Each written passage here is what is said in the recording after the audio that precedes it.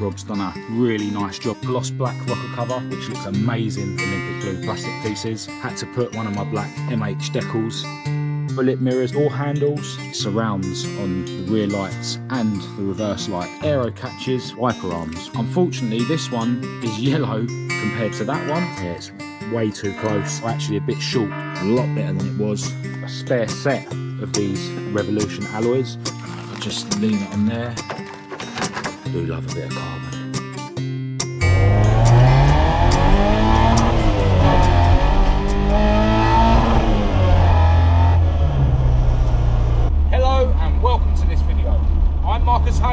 And today you join me from the cockpit of my Mk1 Escort. Right now I'm heading down to my other garage where I store my other Escort, my ST170 powered Mark 1 that I like to call Esther.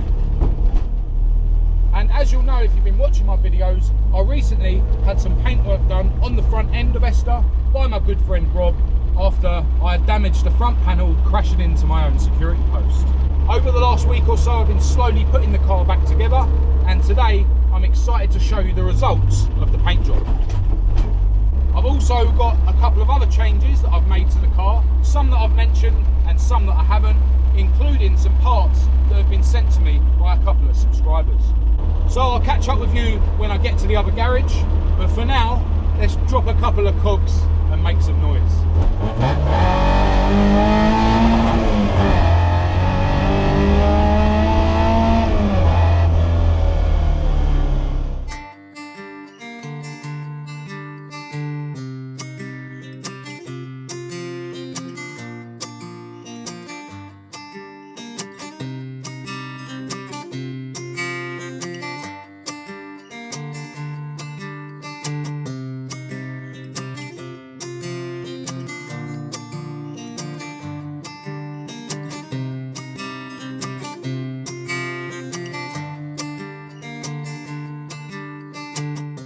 Right, so here she is, my now undamaged Mk1 Escort.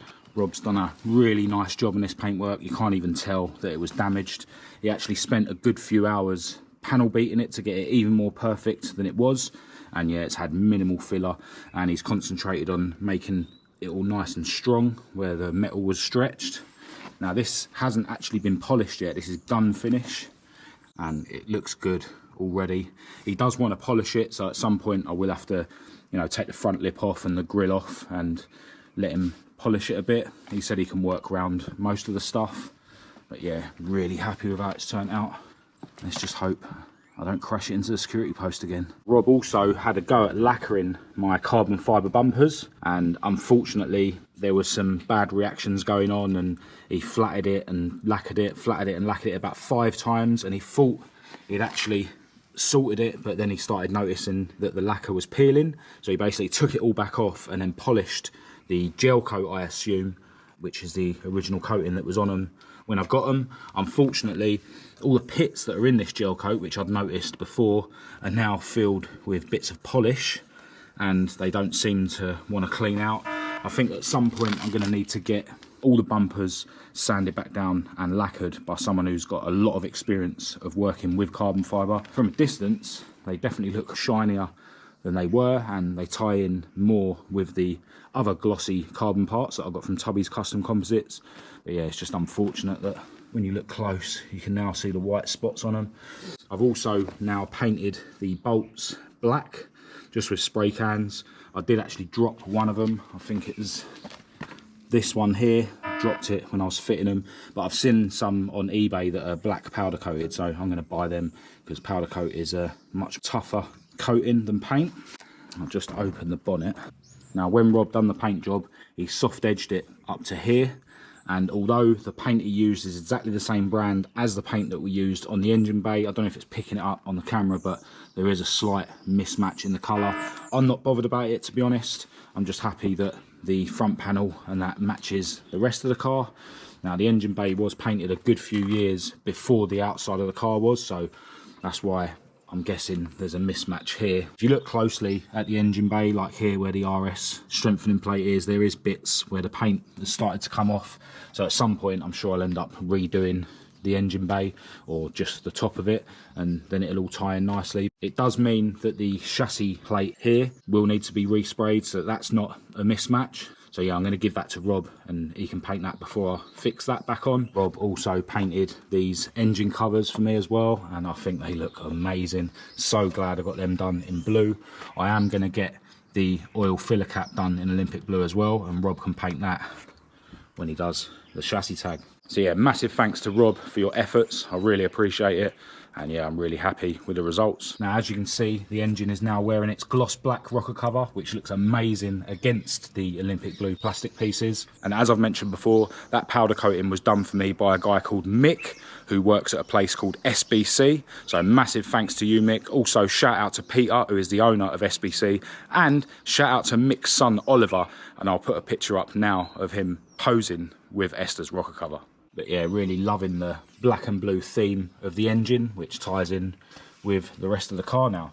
Also, had to put one of my black MH decals on this cam belt cover. And yeah, really happy with how that looks as well. If you want to grab yourself an MH decal for your car, they're available in 9 colours. And all you need to do is head over to my website at marcushayesuk.com and grab one if you fancy one. Now, the rocker cover wasn't the only thing that I got done in gloss black powder coat by the guys at S.B.C. I mentioned before that I was going to get some of the chrome parts on the car redone. And I purposely said redone. I never said I was getting them re-chromed. And as you can see, I've now got the bullet mirrors done in gloss black powder coat, as well as the door handles. And if we come around the back, the surrounds on the rear lights and the reverse lights are also gloss black now. And yeah, I love how they now tie in with the blue and black theme on the back of the car. Now, there was a couple of other pieces that I painted myself at home with spray cans just to match the powder coated black stuff, and that is the door locks. I thought that if I got those powder coated it might be a bit thick. Admittedly, the paint is starting to wear off a little bit, which I expected, but yeah, from a distance the locks look much better black against the black door handles, I think. And maybe in the future I'll get the door locks done in black chrome so that it won't chip off. Or maybe I can get some Mk1 Escort RS2000 locks.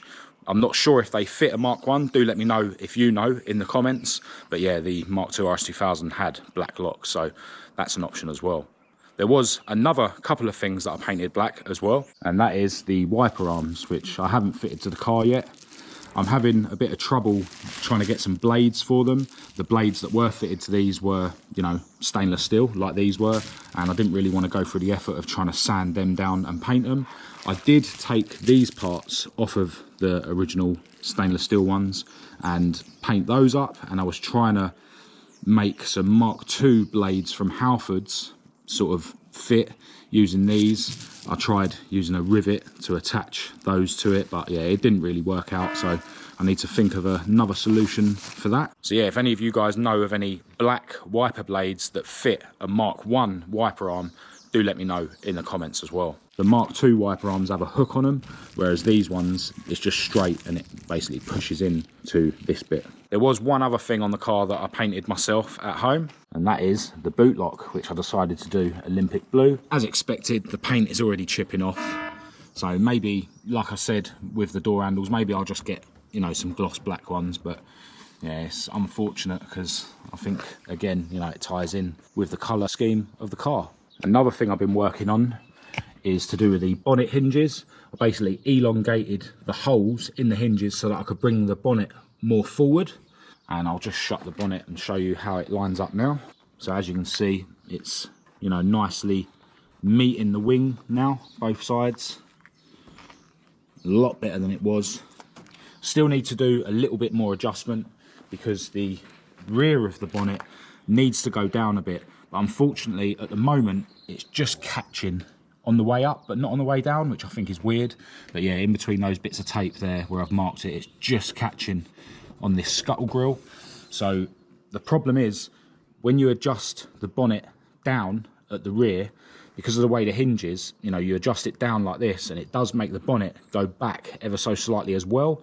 So what I'm going to need to do is elongate those holes on the hinges to bring the bonnet forward a little bit more, and then I'll be able to lower the rear corners of the bonnet, and yeah, it should fit nice. I've noticed on this side it does come up a little bit too high here, which I think will be improved when I've lowered this bit of the bonnet, but I'm thinking I'm probably going to have to try and adjust the curve of this a little bit. I've heard that you can heat up the carbon fibre and put some weight on it. We'll see once I've actually adjusted the back of the bonnet down. That should be vastly improved. The thing to remember with this car is that it's had a lot of new parts on the front end, which were pattern. You know, we had wing rails, the slam panel and front panel and stuff, and they were lined up with a set of metal pattern wings that I had at the time. Then I decided to go with fiberglass, and we adapted the fiberglass wings to fit. And then when I fitted the fiberglass bonnet, we adapted that bonnet to fit the wings with filler and stuff, and you obviously can't do that with a carbon fibre bonnet. But yeah, I still say overall these carbon fibre pieces are a really nice shape for an aftermarket composite panel. On this side it does seem to sit a little bit better, but yeah, like I say, I reckon I'll be able to adjust that a little bit and get it looking even better than it does. Right, so Rob has just popped round and he's actually going to be taking this cover away, because where he flatted down a run here, he needs to polish it up a little bit more. Yeah, massive thanks again for doing the paintwork, really appreciate that. Right, so I was talking about the bonnet a moment ago, and I've got something else to show you to do with the bonnet, and that is my Aero catches, which I've now painted Olympic blue. I've done it myself with spray cans. Absolute mission to get apart to do the job. I'll just explain how I did it. Now these things are held together with 3 pins. You've got one there, and there's one in there. Now basically there was a dimple here and here where they'd sort of filled it up with glue after they've put the pins in and put it together, but there wasn't one this side. So basically I drilled out these dimples, which I'm assuming is some sort of glue, and then drilled out the other side in exactly the same place, and then I was able to push the pins out, and yeah, basically this breaks up into 3 separate parts. And then I removed the lock from this piece, and then yeah, just prepped them and gave them a coat of plastic primer, and then a coat of normal primer, and then Olympic blue spray cans, and then some 1K lacquer.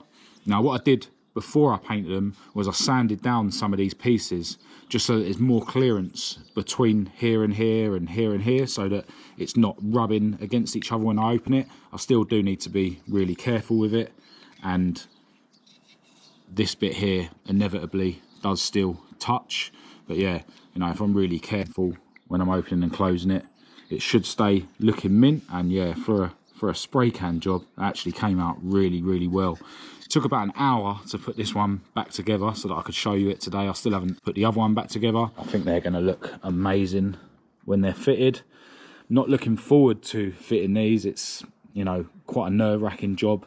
Need to obviously make a hole in the carbon fibre bonnet, and yeah, basically the way I'm going to do it is, this is the pin for the Aero catches. Basically going to somehow mark where this meets the underside of the bonnet, and then drill a hole, and then set about slowly opening that hole up to the sort of teardrop shape until the bonnet catch fits. Rob's back already with the cover, which is all nicely polished now.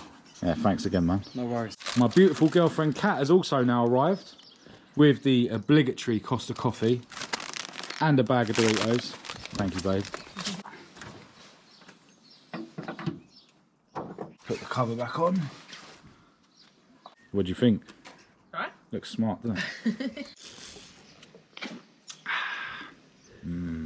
Now, another thing that's new on Esther are these headlights. They've got the halo LED side lights on them. I always plan to get a set of these. You can get ones that look more like an original headlight, but yeah, these ones are actually sent to me by a guy called Chris Denigan. So a massive shout out and a thanks to you, mate. I'll just get Kat to switch the headlights on for me so you can see what they look like. Oh, you had them. Yeah. So that's the first click. As you can see, they've got the LED halos.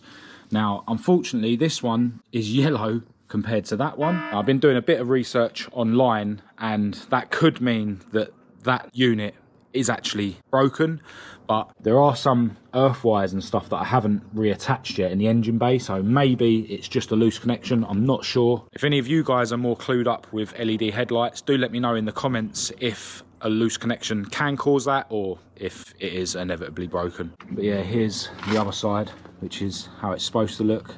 Do you want to click it up one more time? And yeah, there's the headlights on fully. And that's the flashes.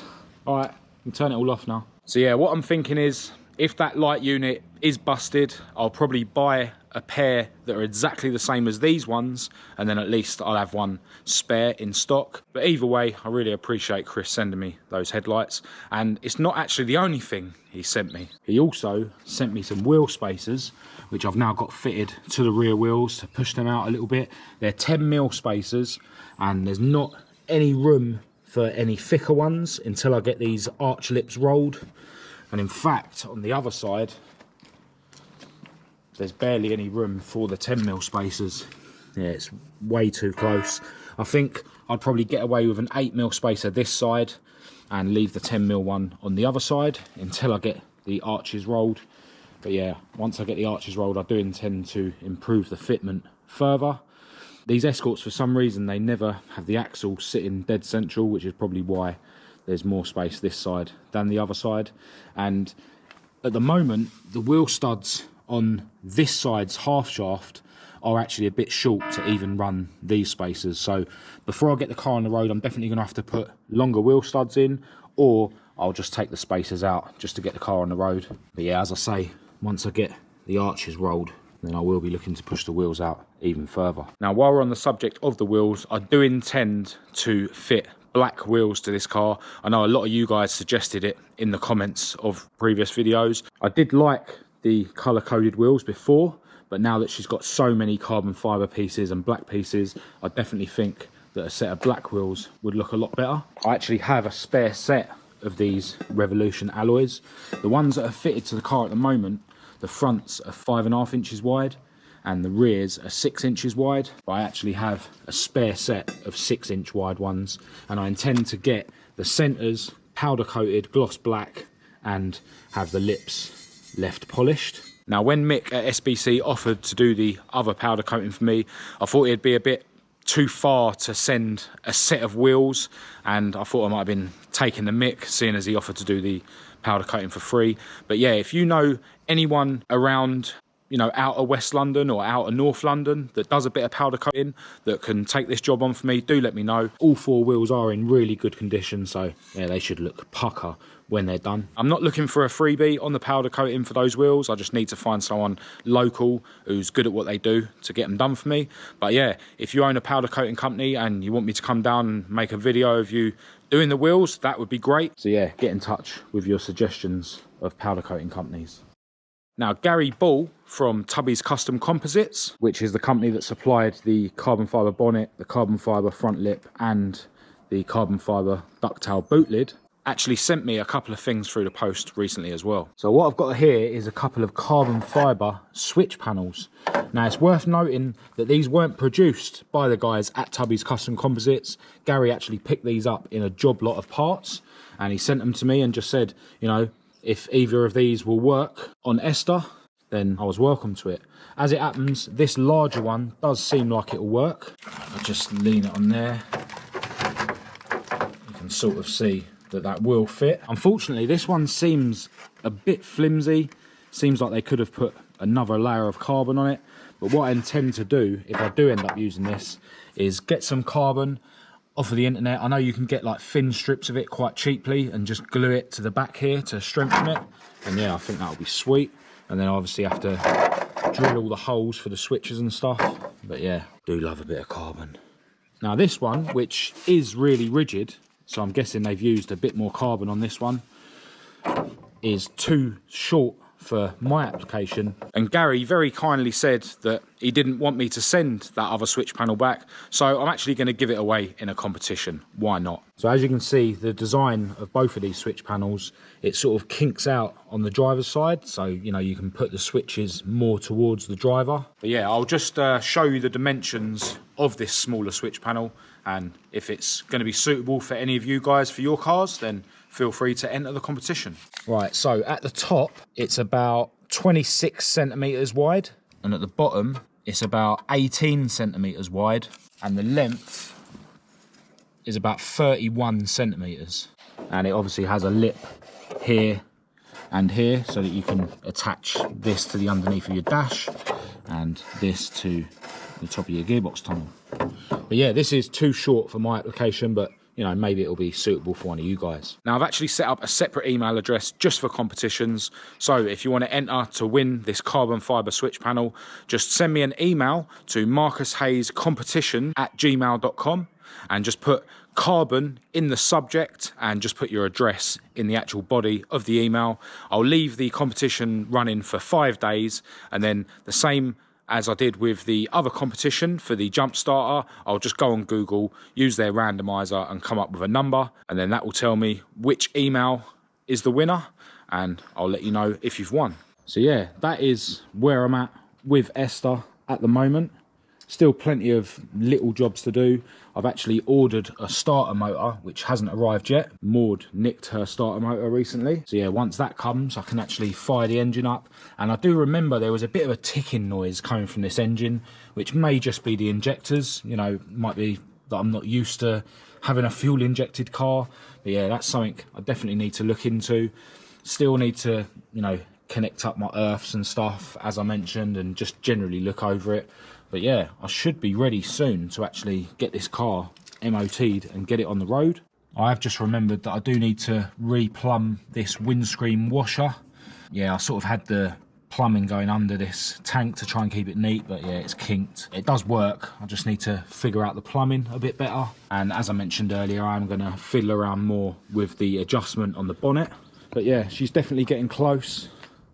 And yeah, I'm really loving the way that she's starting to look now.